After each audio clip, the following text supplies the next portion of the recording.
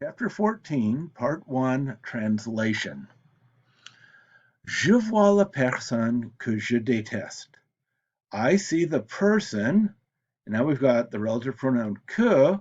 Let's try that. Je déteste. I dislike or I detest. Détester can be a less strong in English. That's why I translated it as dislike.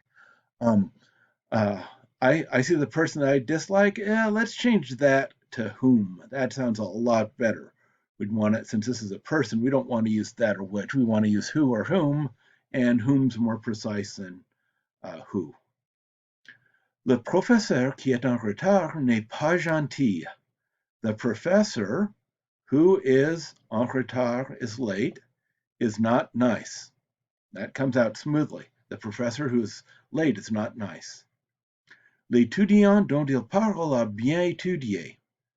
So l'étudiant, now dont, you start with of which, the student of which he speaks has studied well. How about the student about whom he's speaking has studied well? So, and then the final one, je vois la personne dont je parle.